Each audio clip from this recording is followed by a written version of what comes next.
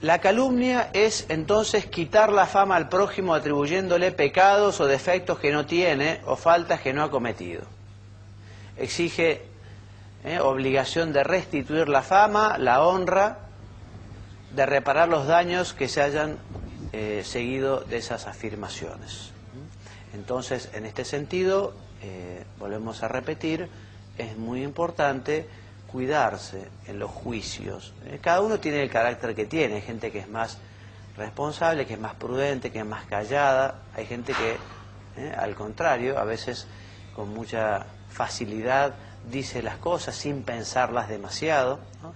Bueno, cada uno tendrá que ver en este tema cómo lo trata. Pero siempre que se trate de temas que tienen que ver con la fama del prójimo hay que ser muy delicados, ¿no? ¿Será grave o leve la calumnia? Estamos hablando, volvemos hacia atrás. ¿Será grave o leve? Según justamente la materia y según los efectos que tenga esa calumnia. Advierten los moralistas que es fácil llegar a la gravedad porque la fama es algo que las personas lo tienen muy en cuenta y es un tema muy importante, ¿no? ¿Cómo puede restituirse la fama? Si me lees, Mónica, te voy a agradecer. Puede restituirse hablando bien de la persona de quien antes se habló mal, alabándola en otras cosas y se dijo la verdad, o diciendo que aquello que se contó no era verdad. Muy bien. Muchas veces entonces puede ser prudente también dejar todo en el olvido, porque a veces convendrá, bueno, dejémosla pasar, porque si seguimos tratando esta cuestión, uno puede ser que la siga embarrando, o sea, peor, digamos, lo que uno piensa que es el remedio a la enfermedad. Por eso ya les digo, en estos temas hay que ser prudentes, hay que pensar las cosas y si uno no sabe bien cómo resolverlas, pedir consejo a alguien que tenga criterio. Bien, entonces la mentira siempre hay de evitarse, siempre. No se puede mentir bajo ningún concepto. Acá todas estas transparencias puse que el demonio es el padre de la mentira, ¿no? Y evidentemente quien miente de alguna manera se hace hijo del demonio y esta filiación es tristísima. Así que mentiras, nunca. Tampoco mentiras piadosas, como llaman algunos. Lo que pasa es que lo que algunos llaman mentiras piadosas suelen ser una ocultación de la verdad, que a veces, ahora la vamos a tratar, a veces uno tiene derecho justamente a ocultar la verdad porque las personas no tienen derecho a meterse en mi intimidad, ¿no? Entonces a veces justamente la otra persona no tiene ningún derecho, entonces uno contesta sin mentir otra cosa. Bueno, entonces la mentira debe evitarse siempre porque es pecado. Generalmente es venial y será grave si el daño que se causa es grave. Si uno miente en un juicio y la persona va 10 años preso, evidentemente eso es gravísimo, ¿no? Ahora, si el niño responde a la pregunta de la madre, nene, ¿hiciste la tarea? Sí, mamá. Bueno, eso tampoco es tan grave, habrá que ver, ¿no? Sí. Pero en general las mentiras, suelen ser mentiras más chicas, son pecados veniales, pero igual hay que tener verdadero horror al pecado venial, porque además esto de las mentiras es un vicio. Uno que empieza con mentiras chiquitas suele terminar con mentiras grandes. Entonces, mentir, decir la verdad, afrontar si uno ha cometido un error, si uno se ha equivocado, porque además habitualmente uno sale beneficiado. Porque cuando uno dice una mentira, después tiene que decir otra mentira, y después se derrumba todo y uno dice, ¿por qué no lo habré dicho al principio? ¿Por qué no habré dicho la verdad? Hubiera sido muchísimo más fácil, ¿no?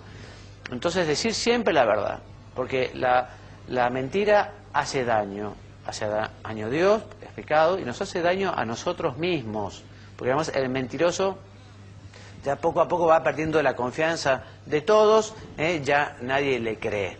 Santo Tomás de Aquino dice que sería imposible vivir en una comunidad donde reinara la mentira. O sea que la verdad, la sinceridad, la veracidad son requisitos fundamentales y esenciales para la convivencia. Bueno, una cosa es mentir, les decía, y otra es ocultar la verdad. A veces puede ocultarse la verdad. Mónica, te pediría que me leas estos ejemplos.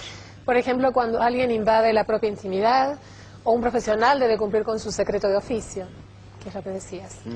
Mentir es negar la verdad a quien tiene derecho de saberla. Nadie está obligado a revelar una verdad a quien no tiene derecho de conocerla. Muy bien. O sea que seguimos y vamos terminando con este tema. es importante que fomentemos la virtud de la veracidad, la virtud de la sinceridad, decir siempre la verdad. Si una persona además tiene defectos, no digamos calumnias, no murmuremos, no hablemos mal, no vayamos con chismes, digámosle las cosas para hacer que se corrija con cariño, como dice el Evangelio. Si tu hermano peca, ve y corrígelo en secreto. Si tu hermano se equivoca, decirle las cosas, pero decíselas a la cara, con delicadeza, con caridad, habiendo rezado por él, con ganas de que se corrija. Porque además lo que no se manifiesta se termina diciendo por otro lado y mal. Esto es difícil, pero esto es evangélico y hay que tratar de hacerlo. Bueno, evidentemente no es pecado la mentira jocosa, es una mentira que uno dice como chiste, como broma, que además todo el mundo se da cuenta que es un chiste, evidentemente eso no es ningún pecado. Bueno, pasamos al 9º mandamiento de la ley de Dios. Entonces, Mónica, ¿a qué se refiere? Se refiere a los pecados internos contra la castidad, pensamientos y deseos. En este sentido, entonces, completa el 6º mandamiento. Y como muy bien me decía Mónica cuando leía esta presentación el día de ayer, que no desearás la mujer de tu prójimo. Pero esto no es un pecado solo para los varones. También se puede decir, no desearás el marido de la otra. O sea que parece que es evidente, pero es bueno aclararlo, ¿no? No es solo una cuestión, digamos, de un pecado para los varones, sino también para las casadas. Bien, Jesucristo nos dice que el que mira a una mujer deseándola ya adulteró en su corazón.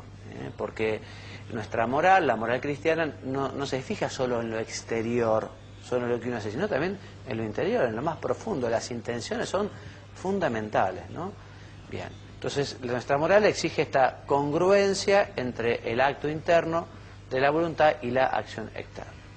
Bueno, el tema de los malos pensamientos, ¿no? Entonces, justamente este 6º mandamiento hace referencia, lo volvemos a repetir, al tema de la sexualidad, completa el 6º mandamiento, y hoy por hoy es una pena que estemos nosotros tan avasallados, es una pena que estemos tan agresivamente atropellados por la televisión. Por ejemplo, en la televisión, bueno, también los kioscos, las revistas, el internet, y además hoy por hoy las chicas están, a la hora de vestir, están bastante impresentables, por decirlo de alguna manera, ¿no? Antes eran las playas, pero ahora todo es playa. O sea, uno va por la calle, por cualquier avenida, y bueno, tiene que casi cuidar la vista, No es que uno tenga que ser un pacato, no es que uno tenga que ir como una especie de caballo, que les ponen las anteojeras a los caballos así para que no mirar, ¿no? Y no se asusten. Bueno, no hace falta ir así por la calle, ni mucho menos, pero hay que cuidar la vista un poco porque hay algunas que se visten como, en fin, impresentables. Y ya no quiero hablar, porque tampoco conozco mucho de lo que son las fiestas, ¿no? A veces he ido a fiestas de casamiento, ¿no? Y la verdad que es muy triste la moda que es tan indecente muchas veces, ¿no? Entonces, bueno, hay que cuidar la vista porque, digamos, la vista son las ventanas del alma, ¿no? Y justamente lo que uno ve es después lo que uno se imagina y lo que uno quiere hacer. Entonces, la idea lleva al acto, dicen los psicólogos, ¿no? En ese sentido, justamente, deberían velar por sus ciudadanos, los gobernantes, para que haya un poquito de tutela, un poquito de cuidado en lo que se pasa por la televisión, sobre todo teniendo en cuenta a los chicos más chicos, aunque también es cierto que lo que mancha un chico también mancha un grande.